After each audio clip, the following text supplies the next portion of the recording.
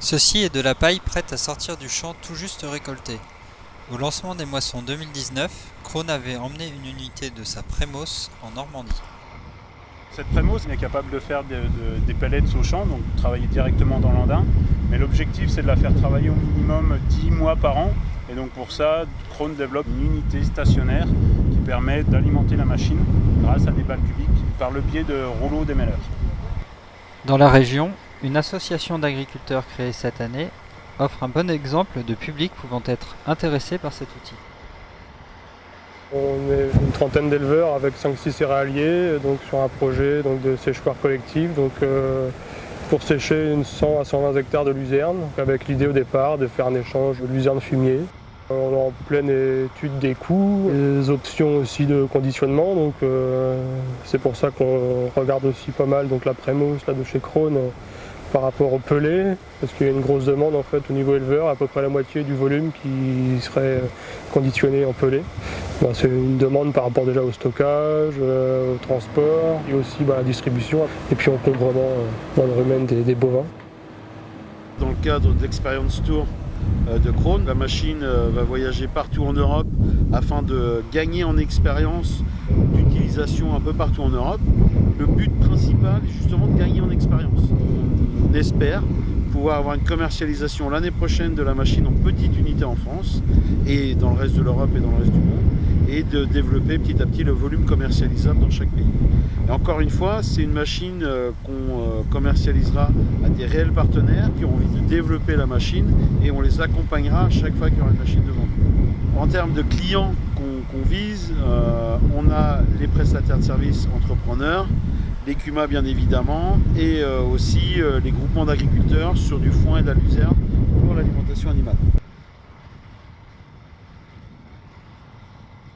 C'est typiquement une machine pouvant être utilisée à plusieurs. Un éleveur laitier pourra demander du pellet de foin, un éleveur avicole pourra demander du pellet de paille par rapport à son intérêt du pellet aseptisé. Donc chaque adhérent de la CUMA, en fonction de sa production, peut avoir l'utilité du pellet. Des balles de fond, des balles de paille, on a une densité au maximum de 200 km3 avec des presses à balles cubiques. Là on atteint 600 km3, donc aussitôt qu'il y a une problématique de transport, on est vraiment sur quelque chose d'intéressant. Et après, il ne faut pas oublier que la Prémos c'est la seule machine capable de produire de la matière directement utilisable en fourrage sans avoir de problématique de distribution, puisque c'est facilement transportable et facilement distribuable. Et l'autre intérêt qu'il y a, c'est que par rapport aux bottes de foin cubiques ou rondes, on n'a pas de ficelle à recycler, puisque le pellet se stocke de lui-même sur une aire bétonnée. Chaque éleveur a plus ou moins un mode de distribution différent, que ce soit en vache laitière ou vache allaitantes. Donc il y a ceux qui sont directement sur la table d'alimentation ou par les bols, etc. Donc on voulait faire essayer une petite panoplie de nos éleveurs, voir si le produit leur convenait, pour pouvoir après vraiment avancer sur le projet d'investissement. On savait qu'elle descendait donc dans la région pour des essais. Donc nous on a tout de suite rencontré l'entreprise Beignet pour faire un essai chez un adhérent du projet, un adhérent qui fait partie du projet. Donc, on n'a pas réussi à faire la parcelle entière en fait. Faut dire qu'on était un petit peu frustrés forcément, les conditions de chantier pas toujours été favorables à réussir à faire du bouchon. Donc ça a l'air d'être assez exigeant au niveau matière sèche sur le foin. Pour autant, l'agriculteur reste attentif à ce que ce type de matériel pourrait apporter, par exemple sur du fourrage en sortie de séchoir en poste fixe.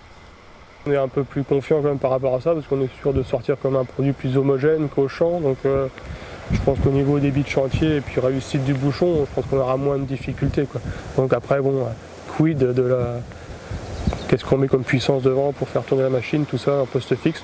Et puis aussi de comment on fait pour amener le foin en vrac. On réfléchit aussi à d'autres débouchés, forcément. Déjà rien que notre séchoir, si on peut le valoriser avec d'autres produits. Donc pourquoi pas aussi utiliser la Prémos pour d'autres produits. De toute façon, c'est la réussite pour arriver à amortir et puis baisser les coûts. Parce que là, on est quand même sur des coûts assez énormes. Donc pour une centaine d'hectares de luzerne. Avec l'unité stationnaire, on estime le prix de vente à 500 000 €. Alors, c'est un investissement important pour une machine dite semi-industrielle. Donc on est un peu en dehors des classiques du matériel agricole. Après, c'est une machine qui est exigeante en termes de réglage et en termes de fourrage à avaler par rapport à la matière sèche qui doit toujours être au bon niveau de matière sèche. Après, il y a la difficulté de trouver la main-d'œuvre aussi pour gérer. Là, on est quand même sur un produit, même s'il est sophistiqué, la Prémo, je pense que bon, un chauffeur de Kuma bien expérimenté pour arriver à se la mettre en main assez facilement.